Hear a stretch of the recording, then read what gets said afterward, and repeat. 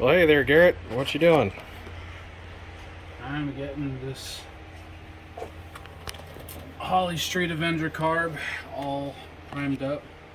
We're putting some fuel down the vent tubes, so they don't want to have to pull the bowls off, or it's having some trouble getting primed. So all we're doing is filling her up just a little bit at a time.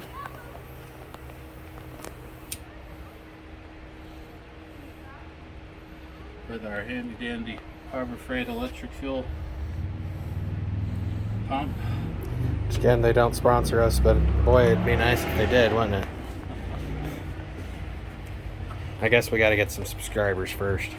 That's very true.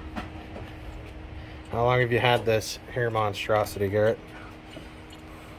I picked this up about 3 years ago, and it's been a little work in progress ever since. I drove it home, but then decided to get started cutting it up a little too early.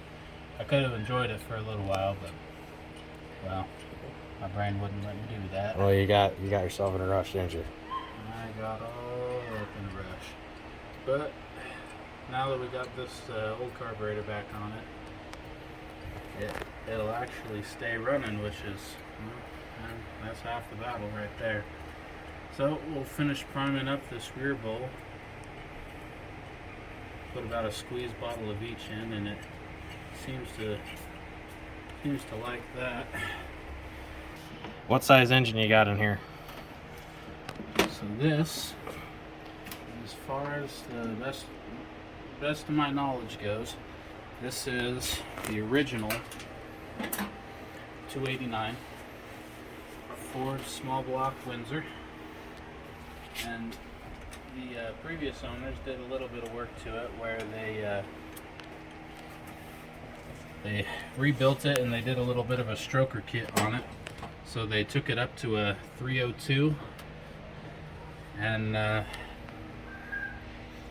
they rebuilt the whole thing.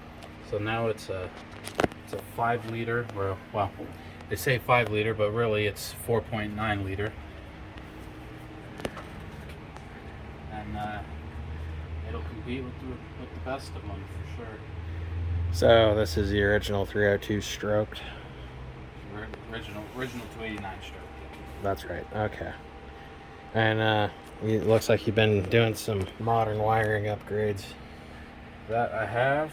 I went ahead and I did a Ford 3rd gen alternator. This one still runs off the V-belt, but it'll do up to 100 amps. And nothing wrong with V-belts. I like them better. Anything bigger than that 100 amp, they usually recommend you start going up to a serpentine system, and I didn't feel like spending $1,000 to put a serpentine kit on this thing. Well, we're poor boys. We can't afford $1,000 alternators. That's right. Other than that, got the flamethrower 2 ignition coil, low resistance. I believe it's a 0.3 or a 0.5 ohm resistance. And of course, hiding under the distributor cap, we got ourselves Pertronix igniter. I think really every old car should have that in it, because it does a lot better than the points does. And in a pinch, points will work though. So if you ever have one of these burnt out, if you still have your points, you can file them. They'll still work. You don't want repro points though. Reproduction points are crap. Even the people at the auto parts stores will tell you that. So I think now we're gonna try and see how the fuel goes up, and if we can keep it running consistently while we're getting it primed. Once we can keep it running consistently, we'll go ahead and check the levels of fuel in the fuel bowls. We'll set the mix screws, curb idle, fast idle, and we'll see if we can't get this thing rolling. It sounds like some thunder. Just to give you an idea how much further we got to go on this car, we got the whole rewiring project going on, but got the ignition set up, so all he's got to do is turn the key here in a minute.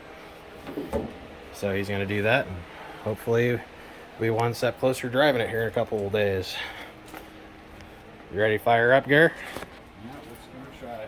You want me to squirt down some knockout juice first? Bowl should be full, so we may not need it, but stand by on that. All right, standing by with the knockout juice.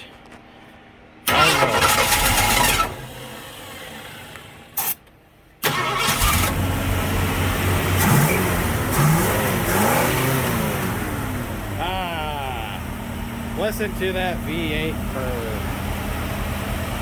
God, oh, love it. Now, Garrett did some welding on his car here. He's doing some fiberglass body filler, so we still have a ways to go on here.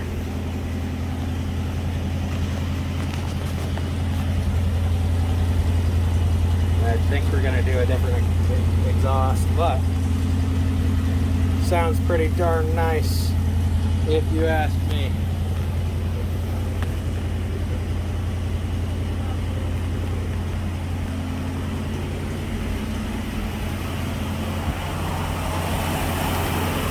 That sounds a lot happier than with that other Summit carburetor we were.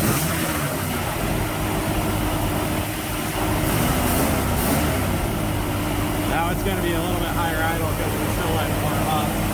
We're not sure if that electronic choke's working correctly, but probably too loud for our friends on YouTube to hear, but should be fun.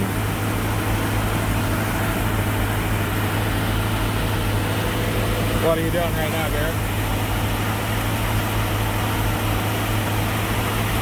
You trying to do the timing? Is that a timing light or is that Just a tachometer. oh, we haven't wired one in yet, huh?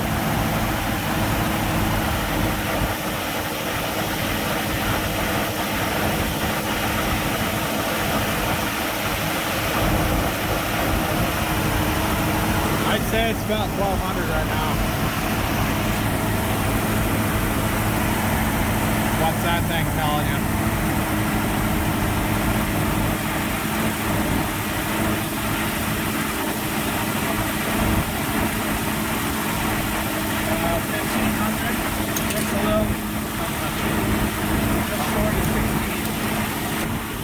Seems like it's pretty happy with the degrees of timing we have the distributor set to. You say it's about 30 degrees?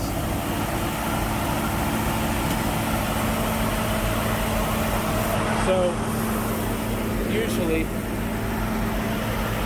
when you're running the distributor on one of these small block Fords, you've got your vacuum advance bulb, and if you have it set right in line with the engine, generally that's going to be about 30 degrees or so, if I remember right. And as you kind of play with it, you either move it forward or the backward. So when you have it set about just a little bit further that way than that, that's going to be about 30 degrees, which a lot of Ford small blocks really seem to like. I think the big blocks like the 30 to 35 too. Generally, yeah. A lot of small blocks that I've seen people work on, people generally will say that they find that 32 to 33 degrees is really what they kind of like. But that's pretty much universal for the small block Mopars and the small block Chevys too, I think. Mm-hmm. But we'll she runs, which is more than she's done in about a year or so, so we're going to keep her going, and we'll do some updates along the way, set those fuel bowls, set the idle mixes, and see if we can't get her running a little more consistently.